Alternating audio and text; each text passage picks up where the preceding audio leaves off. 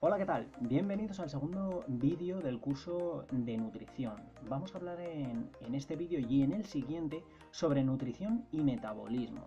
Principios básicos para que vayan quedando un poquito más claro todos los conceptos. Si acabas de llegar a este vídeo, si es la primera vez que llegas a este canal, aquí tienes en las etiquetas, te dejo el inicio del curso para que pues puedas ver el vídeo anterior antes de entrar en materia en este vídeo, ¿de acuerdo? Entonces ya, pues si ya lo has visto, empezamos. Para empezar, hablemos un poquito de lo que es el metabolismo. El metabolismo son todos esos procesos que se realizan en nuestro cuerpo para transformar los alimentos que ingerimos en energía, ¿vale? Es ese proceso de obtención de energía a través de nuestra nutrición y nuestra alimentación. Entonces, es importante que entendamos que necesitamos energía diaria. La energía diaria es necesaria para cualquier cosa, incluso pues para dormir, para estar sentados viendo la televisión, para hacer trabajos de esfuerzo. Lógicamente, cada tipo de acción pues conlleva un gasto más grande o un gasto más pequeño, lógicamente. Entonces, en base a nuestra rutina, pues vamos a variar ese factor o esa necesidad energética, ¿de acuerdo? Entonces, para entender un poquito más todo esto de la transformación de los alimentos en energía, hay que mencionar la molécula del ATP, la adenosintrifosfato. Es una molécula que está presente en cualquier transformación de energía en el cuerpo, ya sea tanto para aportarla como para dar ese aporte de energía. Entonces, para cualquier función que el organismo necesite, se requiere de esa molécula del ATP y lo vamos a obtener de los alimentos. Por eso también se le denomina en muchos ámbitos la moneda de cambio a nivel energético en el organismo. Hay que tener en cuenta que el ATP es importante para luego la generación de ADN, ARN y para la síntesis de proteínas. Entonces es algo que hay que tener en cuenta. ¿Vale? Esto es uno de los puntos principales que tenemos que tener en cuenta. Entonces, la energía la vamos a obtener a través de tres nutrientes principales: las proteínas, los hidratos de carbono y las grasas. Estos grupos, dependiendo de dónde vengan o de qué alimento o tipo de alimento vengan, van a estar acompañados de vitaminas y de minerales, que estas dos últimas son muy necesarias a la hora de pues, todos los procesos metabólicos del organismo. Entonces, hablando un poco de cada uno de estos grupos, las proteínas es el grupo que nos va a ayudar a la generación de tejidos, a construir tejidos, por lo que se consideran los ladrillos del cuerpo, podríamos decir. Por otro lado, los hidratos de carbono y las grasas van a ser esos nutrientes que vamos a necesitar para realmente la energía, para aportarnos esa capacidad de movernos en el día a día. Las proteínas es más para construir nuestro organismo y los hidratos de carbono y las grasas nos ayudan a mover el organismo. Por su parte, las vitaminas y los minerales son sustancias que lo que hacen es ayudar al organismo a que funcione de forma correcta, ya que los tres grupos anteriores, las proteínas, los hidratos de carbono y las grasas, de por sí, según los obtenemos de la alimentación, el cuerpo no los puede utilizar. Tenemos todo un proceso de digestión, de preparación del alimento para descomponer esos grupos en formatos más simples para que el cuerpo pueda trabajar con ellos. Y las vitaminas y los minerales van a tener un papel crucial en esos procesos. El valor calórico de un alimento es proporcional a la cantidad de energía que puede aportar al quemarse en presencia del oxígeno. En dietética, el valor de las calorías se representa en kilocalorías. Las calorías es la temperatura que se necesita para calentar en 1 grado 1 gramo de agua. Al ser una referencia muy pequeña a la hora de hablar de alimentación en dietética, siempre hablamos de kilocalorías, ¿vale? Es decir, 1 kilocaloría son 1000 calorías. Y erróneamente muchas veces en los alimentos se habla de que un alimento tiene 100 calorías, 200 calorías, cuando realmente estamos hablando de kilocalorías. Simplemente para que pues un poco tengáis esa referencia. A nivel de alimentación, realmente las calorías varían mucho. O sea, a nivel de adultos los podemos encontrar desde consumos de 1000 kilocalorías hasta incluso 5000. Y vamos a ver y ir desarrollando un poquito esta parte. Cada uno de los nutrientes principales, de los macronutrientes, tienen un valor específico en calorías, ¿vale? Para que también lo tengamos en cuenta. Entonces, tanto las proteínas como los hidratos de carbono, 1 gramo viene a representar 4 kilocalorías. Y a nivel de la grasa, 1 gramo nos aporta 9 kilocalorías. Por eso hay que tener en cuenta que los alimentos cuya composición general, su predominante sea la grasa, van a ser más calóricos que los que predominen o la proteína o los hidratos de carbono.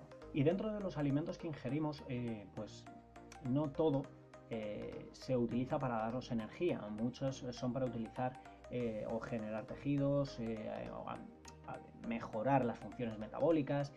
Por eso tanto vitaminas, minerales, los oligoelementos, la fibra, el agua se consideran acalóricos, no tienen calorías, pero aún así las necesitamos en la alimentación.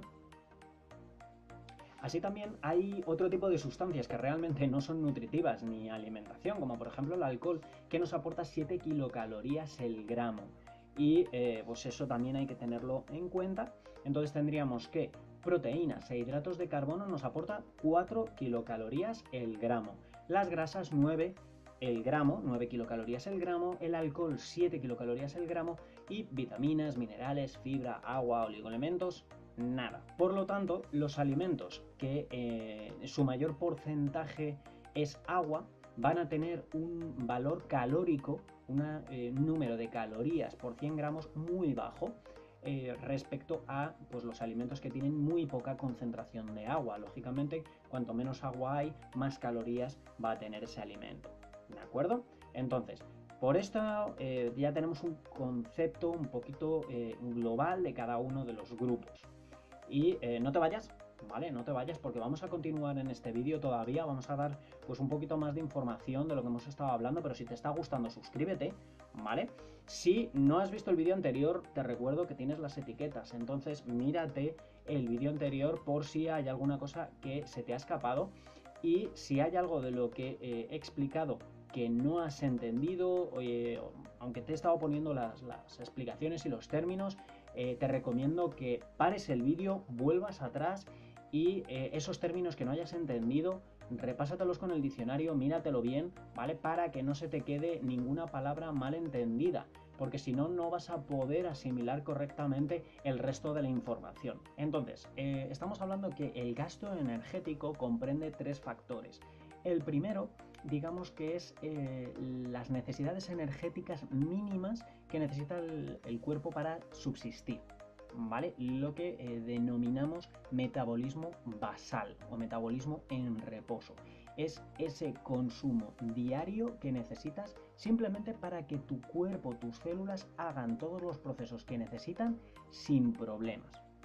A este hay que añadirle una segunda parte, que es la energía que se gasta, la energía que se requiere para, digamos, hacer toda esa transformación de los alimentos a nutrientes para que tu cuerpo los pueda utilizar, ¿vale? Entonces es la termogénesis inducida por los alimentos, es el gasto calórico por comer, que también lo tenemos. Y el tercer y último punto sería el gasto que tenemos por actividad física, por movernos. Porque una cosa es estar en reposo, como digo yo muchas veces, es estar tumbado en la cama mirando al techo sin pestañear, ya directamente el mero hecho de andar, de moverte. Entonces, hay que tener en cuenta esos 3 factores porque nuestras necesidades energéticas dependen de los 3, no solo de uno. Entonces, entrando un poquito dentro de estos 3 tipos, el metabolismo basal, que como ya acabo de comentar, simplemente es la energía mínima necesaria para tu organismo, para su correcto funcionamiento. Y realmente nunca es el mismo, porque varía completamente en base a la edad. en base al sexo y también en base a la composición corporal, porque según esté constituido tu peso, pues tus necesidades o tu gasto va a ir variando, porque no quema lo mismo un gramo o un kilo de grasa corporal a un kilo de masa muscular, ¿vale? Entonces el metabolismo basal siempre va a ser diferente de una persona a otra y dependiendo de tu vida, de tus circunstancias, puede ir variando a lo largo de tu vida. Entonces no es una cosa estática. Y este metabolismo basal representa entre el 40 y el 60% del gasto diario general, o se considera que mínimo la mitad de lo que tú gastas en el día es tu metabolismo basal. Hay que tener en cuenta que el metabolismo basal se va reduciendo. A partir de los 20 años vamos más o menos perdiendo entre un 2 y un 3% de nuestro metabolismo basal al año. Por eso, cuanto más joven eres, más es tu mayor o más alto es tu metabolismo basal en proporción a tus dimensiones que pues un anciano. Los ancianos pues tienen el metabolismo basal pues muy reducido. Entonces hay que tener especial hincapié o tener bastante enfoque en los otros dos factores para mantener a la larga pues lo que es el peso o el estilo de vida. Vale, para el cálculo del metabolismo basal hay una fórmula, o se utiliza una fórmula que es la fórmula de Harris-Benedict, que bueno, os lo pongo aquí abajo para que no os liéis mientras os lo explico. Simplemente hace una relación entre el sexo, dependiendo de si eres hombre o mujer, pues hay que multiplicar una serie de factores, tanto por el peso como por la estatura como por la edad, para que te salga pues el resultado final. Estamos hablando que la estatura se calcula sin zapatos, ¿vale? No me hagáis trampas con eso. La termogénesis inducida por la alimentación, como hemos comentado anteriormente, es ese gasto que tiene el organismo durante lo que es el procesamiento de los alimentos a energía. Digamos que lo que es la célula necesita de proteínas, necesita grasa, necesita carbohidratos para funcionar y además necesita de oxígeno. Combinando todo eso se va generando el ATP, que es esa energía del organismo. Digamos la moneda de cambio, como hemos comentado antes, para que se puedan producir todos los procesos metabólicos, tanto a nivel de gasto como a nivel de obtención de energía.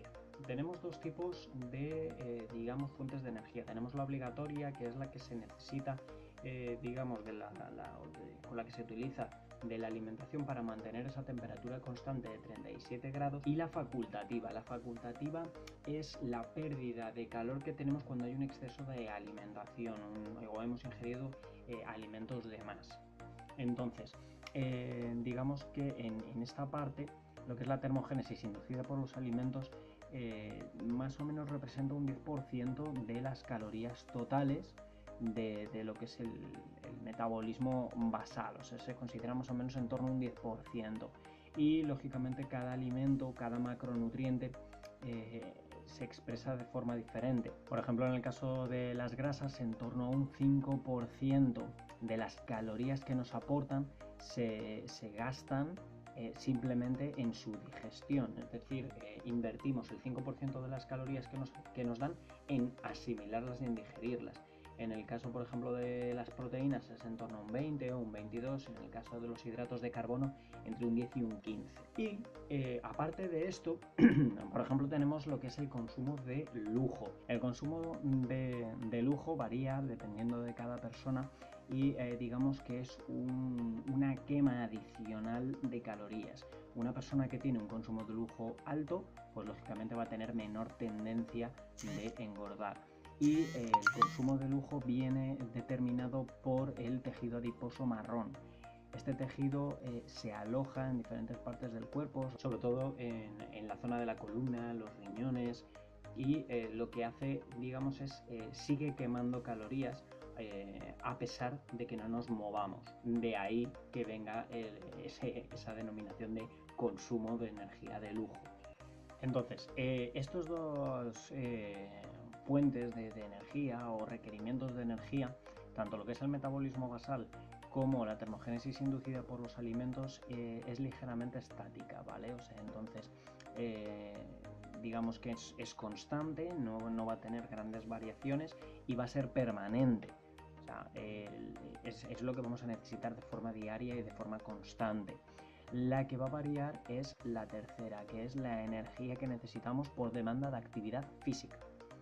Entonces, lógicamente, dependiendo del tipo de actividad física que nosotros vayamos realizando a lo largo del día, nuestro cuerpo va a necesitar más o menos actividad, o sea, más o menos energía, ¿vale? Entonces, aquí principalmente, digamos que hay bastantes tablas, digamos que te van calculando de forma orientativa el gasto de energía o el gasto de calorías que tienes dependiendo de la actividad por hora, pero más o menos por resumirlo de forma breve, tendríamos lo que es tres cálculos dependiendo de si es una actividad ligera, si es una actividad moderada o si es una actividad intensa. En el caso, por ejemplo, de actividades ligeras, digamos el cálculo promedio sería multiplicar 3,42 por kilogramo de peso y por hora de ejercicio. ¿Vale? Más o menos para que tengamos esa idea. Os lo dejo aquí apuntado, aquí abajo, para que lo veáis de todas formas y que no solo pues, el que yo os lo diga por si no se os queda. Para la activa sería 5,7 y ya si son actividades muy activas sería 8,04. Entonces, de todas formas os dejo aquí un cuadro para que veáis un poquito más en detalle el gasto que habría dependiendo del tipo de actividad, ¿vale? Para que lo veáis un poquillo.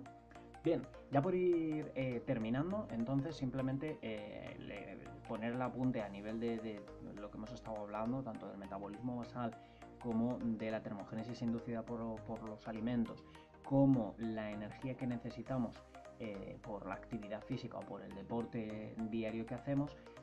Hay que entender lo que es las bases del equilibrio energético. ¿Qué quiere decir?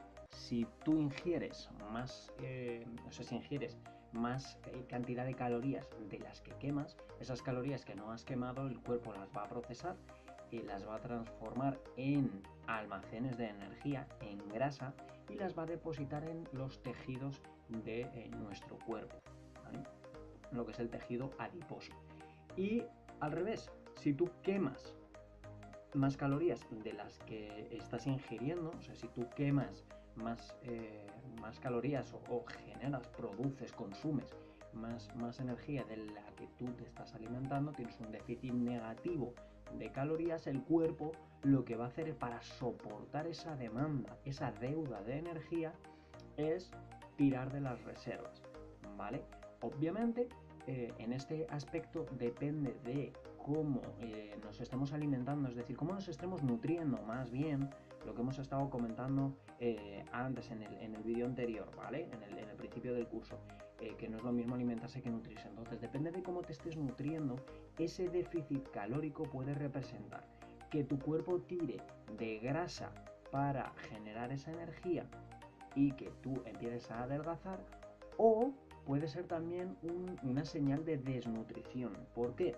Porque si tú lo que estás haciendo es privar a tu cuerpo de los nutrientes que necesita para los procesos metabólicos, para producir esa energía va a tirar absolutamente de todo, y va a tirar de la grasa, va a tirar del músculo y va a tirar de todo lo que pille. Entonces eso puede mermar la salud, ¿de acuerdo? Entonces, en este vídeo hemos estado viendo lo que es el metabolismo basal, lo que es la termogénesis inducida por los alimentos, cuál es el gasto promedio que podemos hacer, qué cálculo podemos hacer de gasto por actividad y cuál es el balance, el equilibrio energético, ¿vale? Espero que os haya gustado. Nos seguimos viendo en próximos vídeos, ¿vale? Si te ha gustado este vídeo y no te has suscrito todavía, ahí tienes el botón de suscripción, dale a la campana para ir enterándote pues de todos los vídeos que van saliendo. Tienes aquí en las etiquetas tienes los vídeos de las recetas que estoy haciendo y los vídeos de pues ejercicios, rutinas de ejercicios muy básicas, muy simples, ¿vale? No pretenden sustituir un entrenador personal. Si tienes un objetivo en concreto y quieres asesoramiento profesional a nivel deportivo, pues tienes los entrenadores personales que te van a ayudar, pero ahí tienes por rutinillas que que hago yo y que a lo mejor pues te pueden servir tanto para hacer en casa como hacer fuera. ¿De acuerdo? Entonces nos vemos.